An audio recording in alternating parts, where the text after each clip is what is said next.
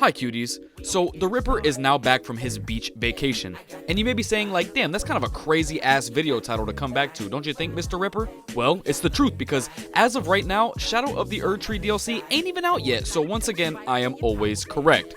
Now, let's just talk about this dope-ass continuation of the Alan Wake 2 saga. Get it? Anyways, I'ma just let y'all know too, I'm an idiot, so I definitely missed all the nuanced-ass Easter eggs that refer to a random toenail clipping that was in Max Payne 2, but I think I got a grasp of the entire concept, especially after seeing other people's thoughts and talking to my friend that has played it.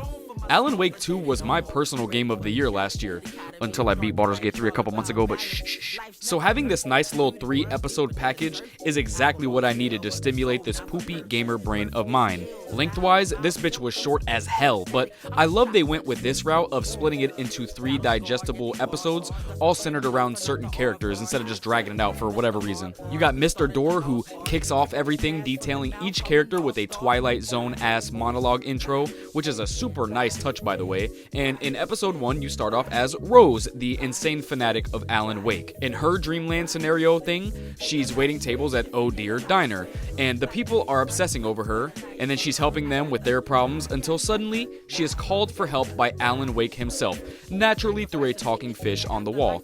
Yeah, this episode is goofy as fuck, y'all. After staring at this fanfic pic of Alan with his Bucci out, you head out and grab that fully automatic shotgun with like 14,000 bullets, ready to go save Mr. Wake himself. You meet up with the bad boy version of Alan Wake who likes tea instead of coffee, God forbid, and you chase his ass while mowing down hella people with an automatic 12 gauge. So fun. This is definitely the most bombastic and action-packed episode of the 3, with the upped gore and body effects when getting shot. Like, these motherfuckers' faces are being torn to bacon bits when being shot by Rose, and I loved every second of it. In episode 2, we got the return of the GOAT herself, Jessie Faden, labeled just as the sibling.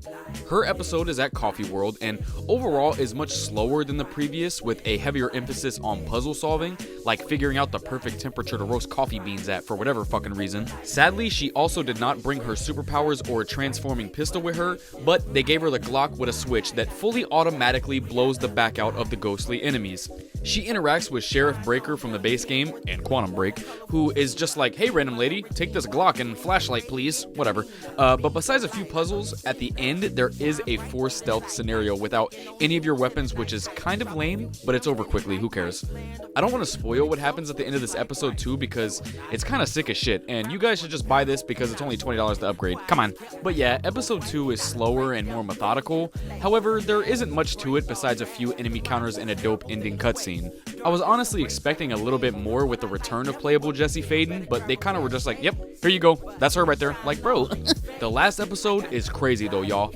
In this last one, they break the fourth wall by having you play as the actor of Sheriff Breaker, Shawn Ashmore, who is being directed by none other than bad bitch Sam Lake himself. After Sam hilariously utilizes hella acronyms to explain the game's plot that Shawn's being casted in, he goes on to see his own dead corpse in the back room, thinking it's a prank by Sam. Jessie Faden then teleports in and she's like, oh man, that's not good, and he's like, oh nah, you're pranking me, good job Sam, and then they both get teleported away. Whatever bro, it's confusing. The middle of this episode is just a trippy ass mushroom psychedelic trek through a forest and a version of Shawn that has beautiful long Jesus Christ-esque hair, and you have to use the video game items that Sam was describing before to warp through TVs into other dimensions. I know, it's a little weird and hard to explain. It is so worth playing this for yourself though, because the ending sequence is simply too good to really discuss. I feel like I'd be ruining a fantastic moment for y'all. All I'm gonna say is, I definitely think Remedy won a Quantum Break 2, or at least solidified the first game as a definite piece in the overarching